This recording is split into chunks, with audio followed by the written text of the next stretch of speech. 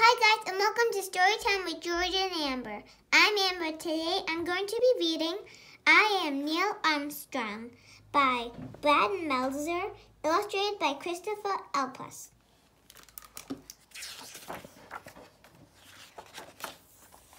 I am Neil Armstrong. I grew up on a farm with no electricity. When I was 8 years old, my goal was to climb a silver maple tree, the biggest one in my backyard. It seemed impossible. The tree was so big and I was so small. How would I do it? I need to be brave. I wasn't a brave kid. Though back in Ohio, when I was 3 years old, I got scared when we went to see Santa Claus. Also, I'd also need to be smart as a kid. I love to read. Finally, I need to be patient. Yet to climb that huge tree, the only way to get to the top, I had to take the first step. Climbing the tree was like a puzzle. I needed to pick the right branches in the right order. I had to engineer or figure out a solution. I had to use my brain even more than my body. Plus, I loved the feeling of being so high up. But then I grabbed a dead branch and I fell 15 feet. I landed flat on my back. Luckily, I wasn't hurt. On that day, I did learn to not to grab dead branches.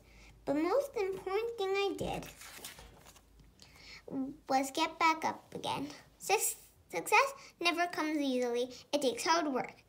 And when it came to hard work, I was really good at that. Those jobs helped pay for one thing I loved more than anything else: airplanes. My mom bought me my first toy airplane when I was 2 or 3 years old. After that, I was always zooming around the house through the neighborhood.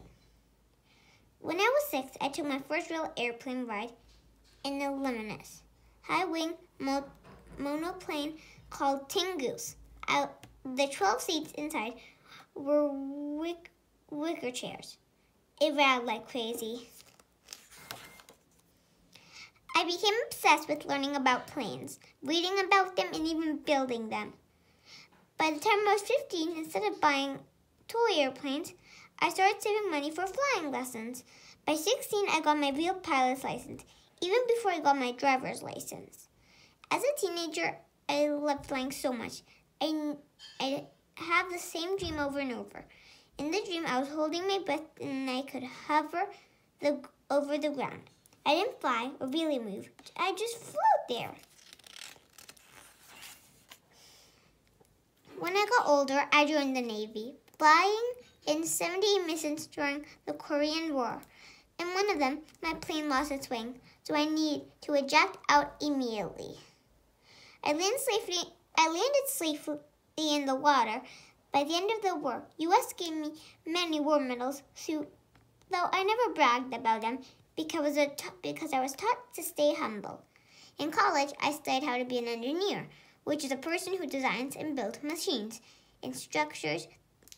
That love of engineering led me to become a test pilot.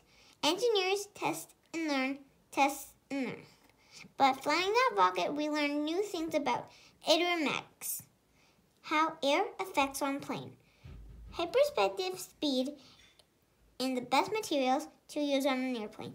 Many things better. That's engineering. In 1957, the space race had begun. Both America and Soviet Union were competing to be the first into outer space. The Soviets sent their first satellite into space. It was named Sputnik. These sent the first living creatures that survived space travel, named 2 dogs, Streka and Bella. The Soviet Union also sent the first human, Yuri Gagarin, into space, though we sent a person named Alan Shepard soon after. America wanted to catch up, so President John F. Kennedy, Jr. issued a challenge that year. Not even the Soviets had traveled that far. So how can we imagine to climb that high? The only thing we knew was sure engineer a solution. We needed new ideas, new equipment, and fly all the way to the moon. We needed the type of pilot, an astronaut. In another test, they put me in a black room with no lights, no clocks, and told me to come out after 2 hours. They were testing me if I could judge time without tools. They even put me in a really hot room where it was up to 145 degrees Fahrenheit. To keep my body heat normal, I did nothing but sit still and try not to even think. And of course, they spun me around and around. To get to the moon, NASA had a step-by-step plan. The Mercury missions would take Americans into space, and Germany missions would take us into orbit around the Earth. With each step, we would get a little further and go a little higher. It was the first time 2 spacecrafts was ever connected in space. Everyone started celebrating the moment we were docked. And all of a sudden, we were unlocked again and spinning out of control.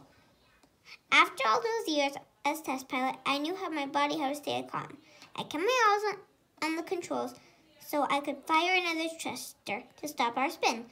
The mission had to be stopped earlier than planned. We landed safely, but it taught me another lesson. Nothing in space is easy. Over and over, there were setbacks and devastating crashes. At times, going to the moon seemed impossible. We never let it stop us. With each setback, we learned how to strengthen the Apollo spacecraft, which would take us to the moon. When Apollo 11 was finally ready, I said to the flight director, "Please tell everyone who worked on this that this is their launch. Tell them that I'll be riding with us all the way." All that was left now was to proceed the steps of the plan. Step 1. The giant Saturn V rocket had 3 stages. When each stage burned its fuel, the next stage would take over, giving us enough lift to get out of the Earth's gravity and into the moon's orbit. Step 2. When we reached the moon, the command module would park circling over the moon and staying in orbit. We would move to the lunar module, and then the lunar module would go down to the surface. Step 3. When we were ready to leave the lunar module, we would lift off from the moon and we would go perfectly dock with the command module. Step 4. Then we would climb back into the command module, fire the rocket of the service module, and come back to Earth. One key question remained. Would it work? On July 16, 1969, at Florida's Cape Kennedy, almost 1 million people were there to watch. There were 3 of us on board. Buzz Aldrin, lunar model pilot, Michael Collins, command middle pilot, Neil Armstrong, commander. On Launchpad 39A, after a 17-step checklist to make sure everything was perfect, the countdown began. 12, 10, 9, engine sequence start. 4, 3, 2, 1, 0. All engines running, liftoff. We had liftoff. We were going over 24,000 miles per hour. And the third stage of the rocket pushed us free from Earth's gravity. How was the view? Look at that. How was the view? There is nothing on Earth quite like it.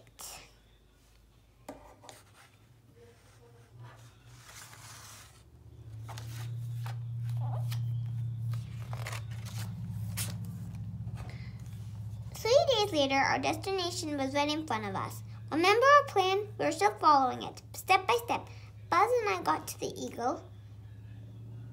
We realized we weren't close to a landing spot. The ground wasn't smooth. The rocks were as big as cars. I trained my whole life for this moment, and landing was so soft we barely felt it.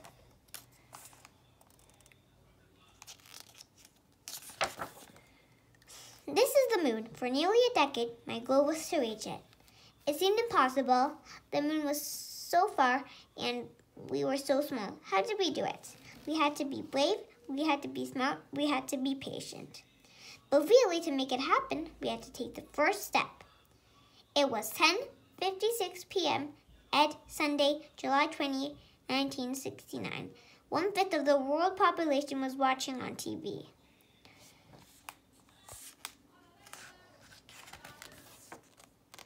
In my life, people call me test pilot, an astronaut, a space traveler. But to reach the stars, I need to be an engineer. Engineers search for solutions. They solve problems. How? By testing and failing, and testing and failing. It is the key to science, and also the key to live. It was never just one small step when we got me there. We all have moments when we fail. Failure is not an ending. It's an opportunity to learn something new. Whenever you tumble, you must get back up. Every mistake you make teachers you better way forward.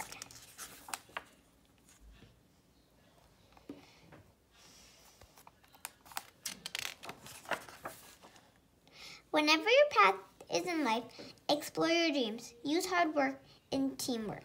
Be brave, be patient, engineering your own solutions. It can take you all the way to the moon. I am Neil Armstrong. I know that every journey begins with the first step. And that is the end of the book. See you next time on Storytime with Georgia and Amber. Bye.